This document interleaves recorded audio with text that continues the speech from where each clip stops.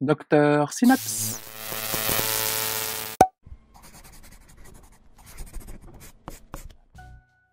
Aujourd'hui, je vais vous montrer ce que j'ai fait pendant ces 3 derniers mois. D'abord, le site internet. Ici, par exemple, tu trouveras plusieurs ECG sur lesquels tu peux t'exercer.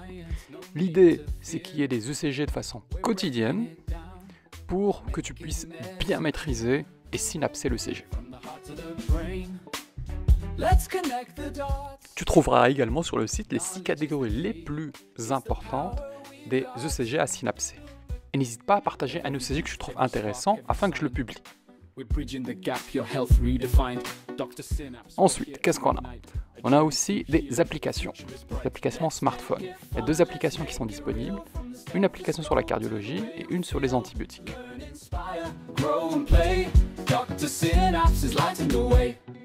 Tu as également toutes mes vidéos qui sont organisées par thème, cardiologie, soins intensifs, pneumologie, et ainsi de suite. Puis il y a une partie qui est la plus importante, c'est Deviens Docteur Synapse. Ça parle de la philosophie de Docteur Synapse, c'est-à-dire rendre l'enseignement et la médecine simple et amusant. Donc tu peux toujours participer avec moi à ce projet.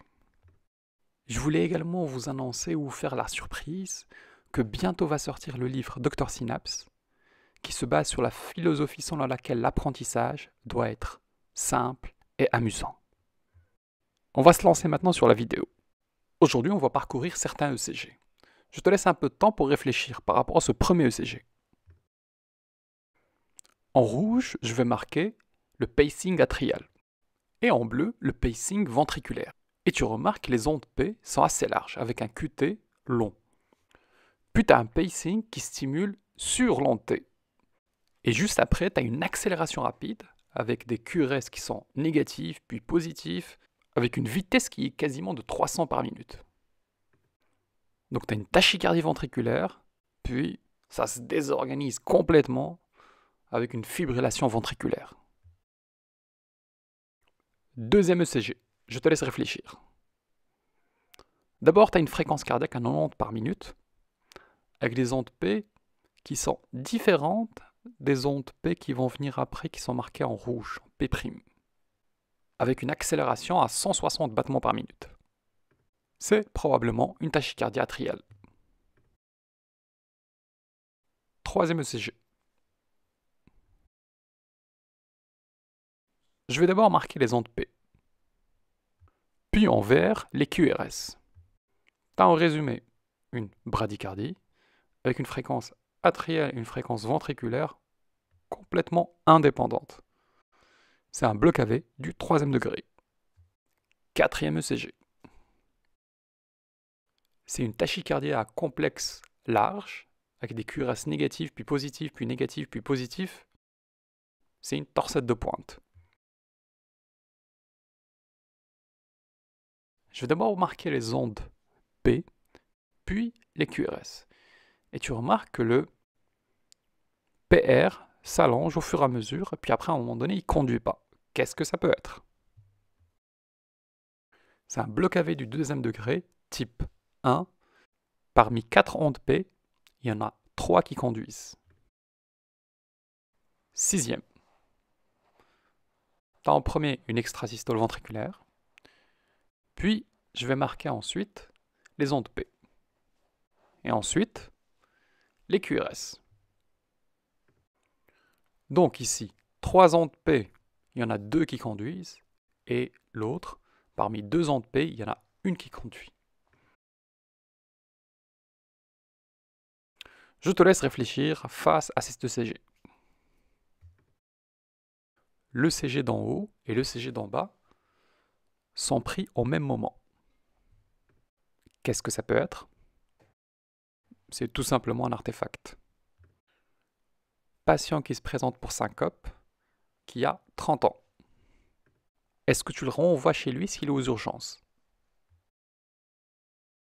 Ici, tu vois qu'il y a un aspect en bloc de branche 3.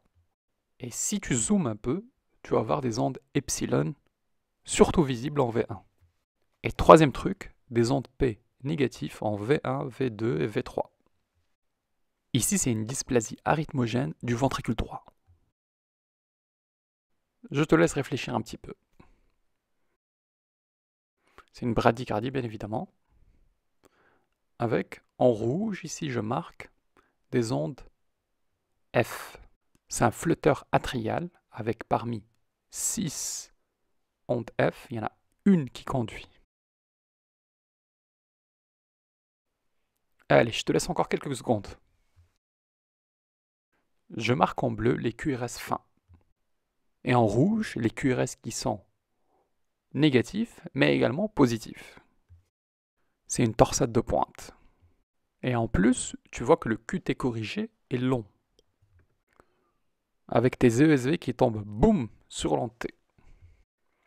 Face à ce type de CG, il faut revoir les médicaments que prend le patient, chercher une hypocalémie ou une hypocalcémie.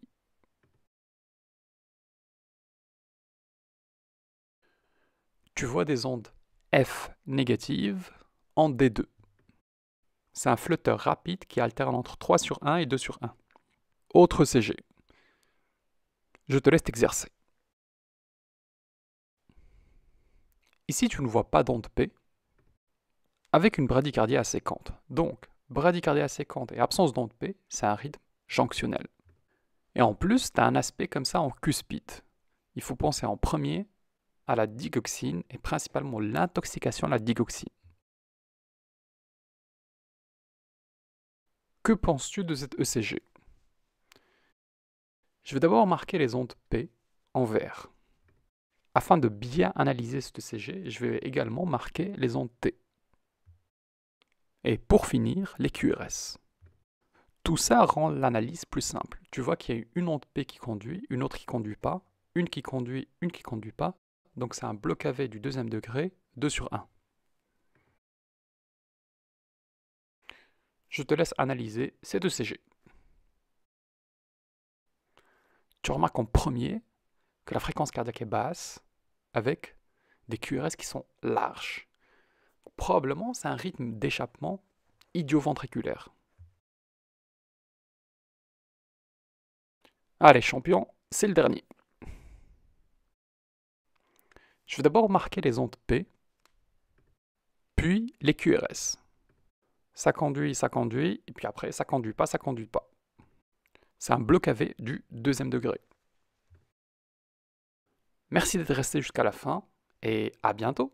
Merci d'avoir suivi cette vidéo. N'hésitez surtout pas à me communiquer vos questions, vos éventuelles remarques, et de me proposer les sujets qui vous intéressent.